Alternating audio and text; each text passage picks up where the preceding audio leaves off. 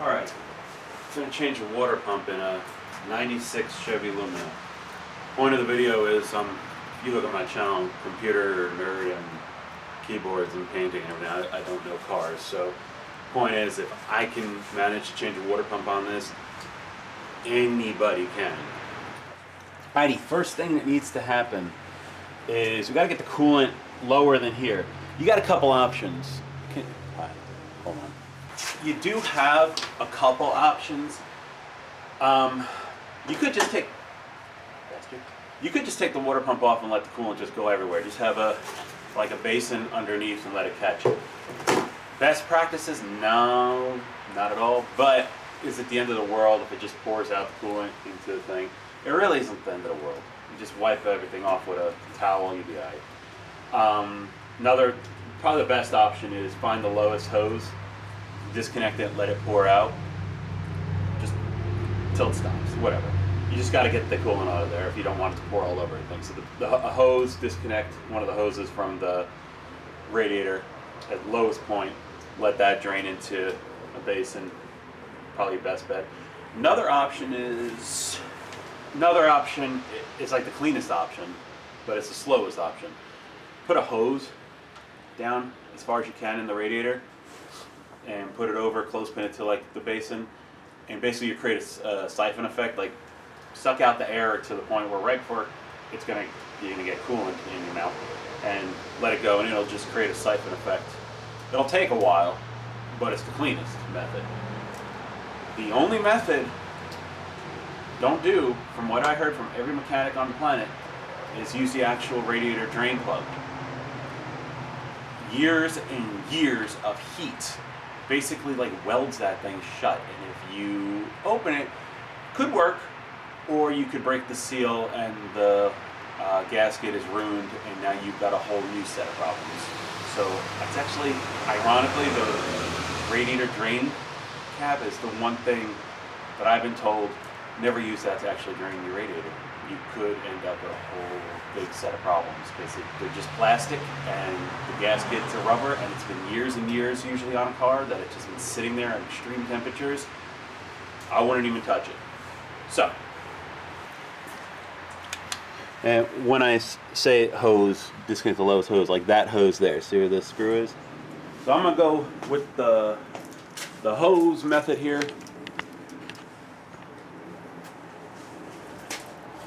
What you didn't see is me for the last 10 minutes trying to get a good angle of this. I really can't, I'm sorry. So just know that I'm loosening the hose to the radiator, and that's what's happening.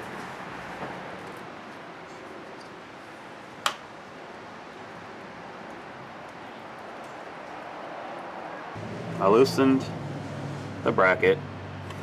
I'm gonna pull that off. See the basin down there?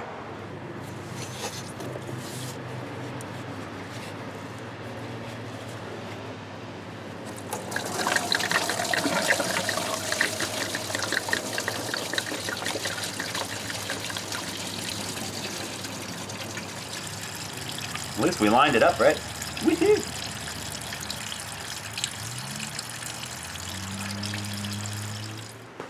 Alright, at that point, just put the hose back on, tighten it as it was before you got and touched anything. You just want to, we've got the coolant out of the way, we're going to put that hose right back and leave it alone, no touching. Quick step is, I just got to get this stupid thing off.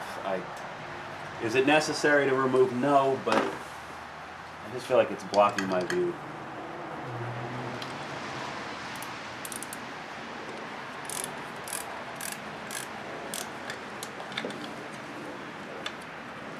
Just get it off there. It's just blocking my view for everything else.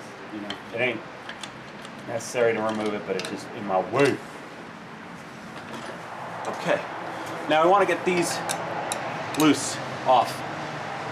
If you have two ratchets, you could hold one in place, and then, because it's going to try to move when you do it. I loosened this one already, so it's a bad example.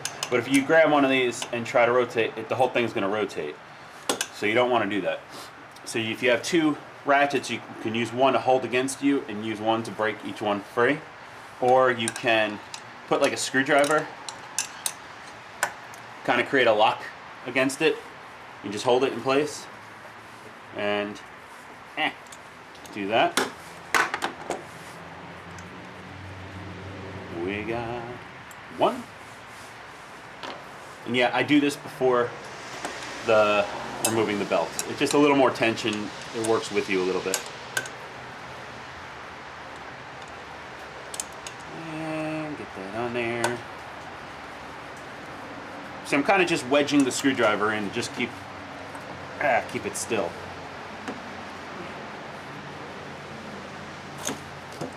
Whee! Dose. There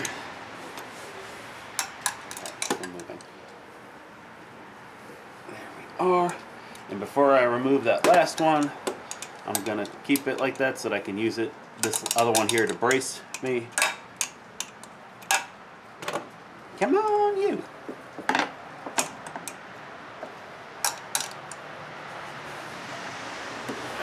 Now that I did that, we're good. And I can just take them off like that. Well, it was loose. Come on, you. Come on out.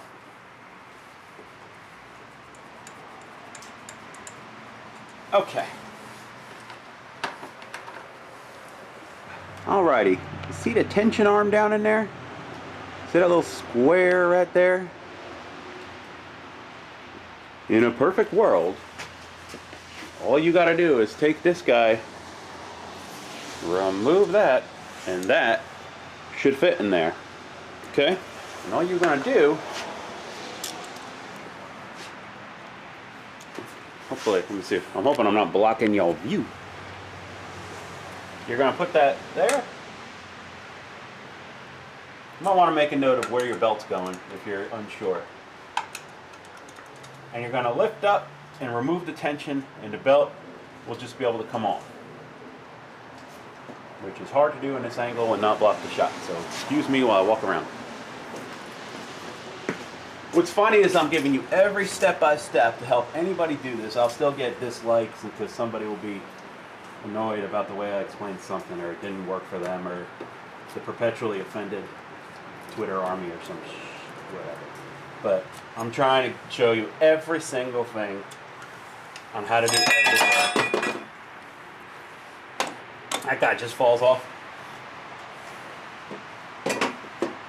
Alright, that guy just falls off. But I'm trying to show you every little thing on how to do everything. Because if you've never done this before, I hate watching YouTube videos where they kind of skim over stuff because they assume you know. And you know what? I don't know. This guy, he may tumble. Just be careful.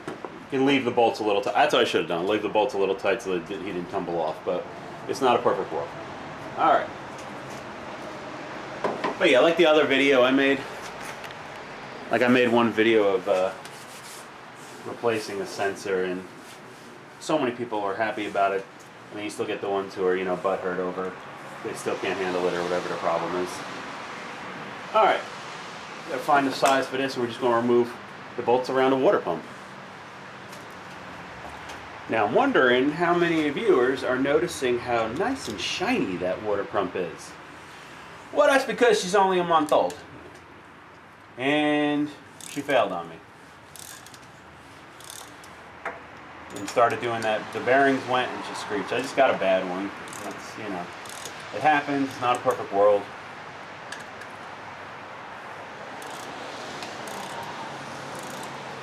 But, you know, it sucks to have to do this again in only a month. But, well, hell, this time I made a video for y'all. Got a faulty one, under warranty, you know. Advanced Auto said, just bring it back, we're sorry. It happens. You know.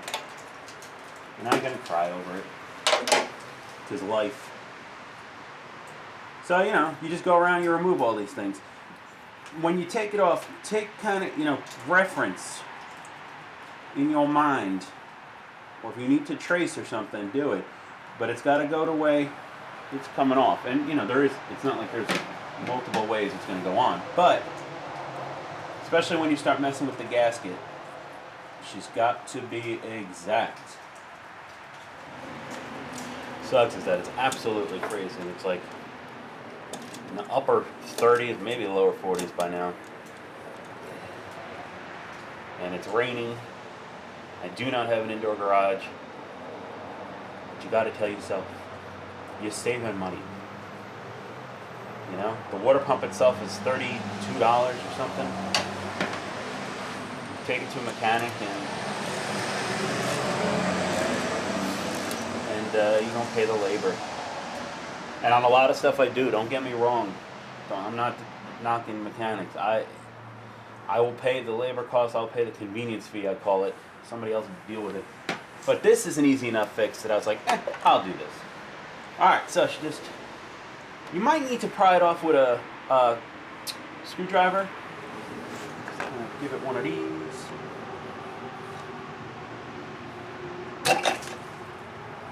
Okay. Alrighty, and there she is. Now I'm taking notice of where things are and the way this is coming out. Top, this little notch here, the notches on the gasket. Just taking a mental note on how that's looking. Now here, because I just did this, but if it's been a long time, there might be pieces of the gasket, corrosion, anything like that. Take a razor blade and get that clean. Wipe that clean. This needs to be a nice, smooth, perfect surface. You don't want little pieces of old gasket or anything. So make sure that's good. You might want to even wire brush the screws, the bolts that came out. You want everything to go back together beautifully clean, like brand new. So we got the new one ready to go. Gasket lined up exactly. I mean, it'll only go one way, but knowing that this notch was at the very top just makes it easier when you're putting everything back on to know exactly. You don't got to fuss around and figure it out, because you don't want to be playing with it and the gasket sliding all over, putting wear on the gasket before you even get it installed. So now, let's put it back. Slide in.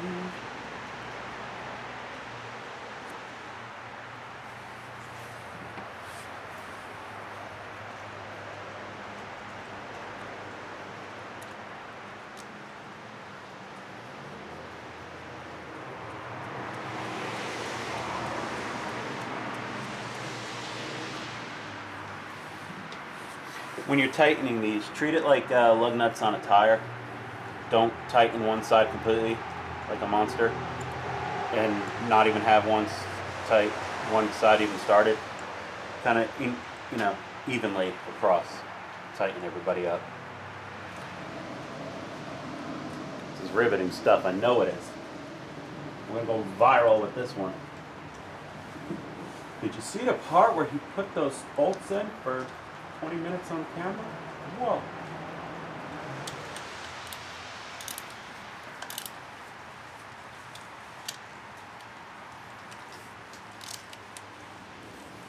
Don't tighten them to the point where you break the darn bolt. Tight, but don't keep going. It's metal, so it'll keep trying to go, and you'll overpower it, and you'll just crack the whole bolt in half. Alrighty. Let's put the pulley thing back on.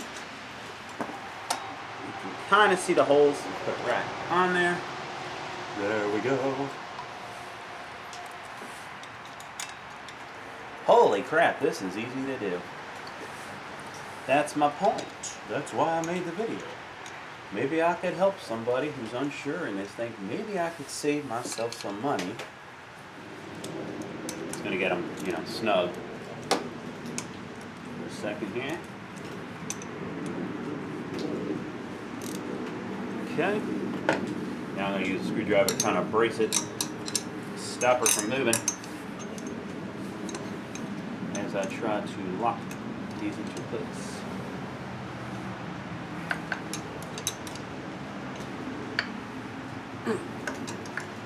Alright, we're even recording. What the hell am I doing?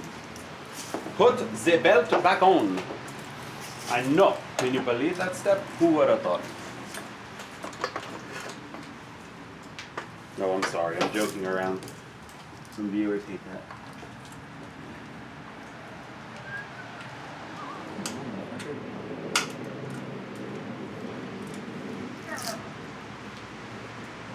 Okay. Yeah. Make sure she's on correctly. The grooves, everything looks correct. Alright. I hope somebody didn't run away and say, okay, it's done. I get it. Cool. Then you pour the fluid back in, you're good to go. Kinda, yeah. You're going to pour the fluid back in the radiator. You're only going to be able to get so much because a lot of it came out of the engine, and until the thermostat opens, that's going to be empty. So you gotta fill it, let it get hot, let it take some in, keep filling it. Anybody's ever worked with this engine, this 96 Lumina era engine, you've got to bleed here and here. You have to bleed the coolant system, let the air out, or you're gonna have air pockets and you're gonna be in a world of hurt because it's gonna overheat, the heat's gonna be everywhere, the bubbles are never gonna get out. You have to bleed these things and you have to fill them slowly. This is actually the longest process, the longest part of the whole water pump process. So let me show you, let me get a close up of where I'm talking. Okay, this is one bleeding spot. Use a little small wrench. Bleed that, you'll hear the air coming out once she starts getting hot. It's one other spot over. Okay, see where that is in a wide shot. She's right there. Okay, and you got one other one. Do it in the same shot so you got perspective on where we're talking. And I actually can't see it on this angle. There it is. Sorry. There. See that little screw right there? Okay, you're going to turn that a little bit. You're going to let air out once she starts getting hot. And you will hear it hissing out. Take your time. If you just throw the coolant in and go, your car's going to overheat and you're going to be in hell. You're going to have problems. Alright. So I've filled it as far as it can go. I'm going to let it start getting hot until it starts taking some of that coolant into the engine. And I can add a little more. You're just going to keep, you may have to start and stop the car a few times. You can't rush this. Alright, it's been running for a second, slowly getting up to temperature. Stop it for a second so you can hear.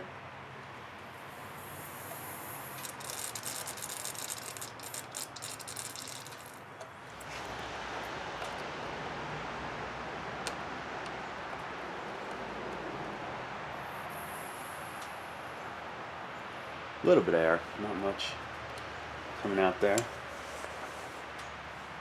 Hose is hot, so the radiator thermostat is opened. Okay. So a little bit of coolant's gone down into the radiator.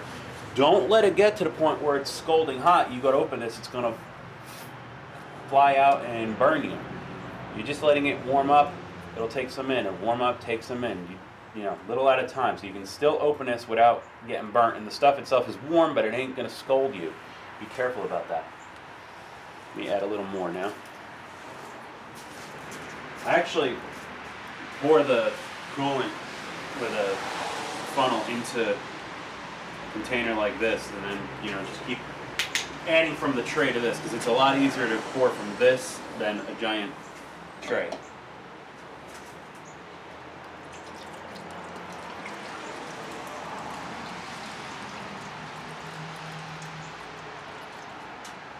You need a flashlight. I can't see where we're at here. I can't even see where it is. So, and it was completely full, but now I can't even see where coolant level is. So that's how much it's taken away now. Yeah, now it's just filled to the top again. So now we'll put this cap back on and start it up again and let it take some more of that in. Until can't fills it no more. Temperature on the car looks okay. Everything seems like it's just wonderful. And then you may, if you drive around a couple days, then you may check the reservoir, because it'll take a little bit and get rid of every little tiny air bubble. You might need to add a little bit, but generally this method will get you, you know, driving. And get a shot of that. That looks about right for this car. So I think we're good. And I'll just watch it over a few days, see if I gotta just top off the reservoir a little bit. But at least I know there ain't giant air pockets, and I know that we ain't gonna overheat.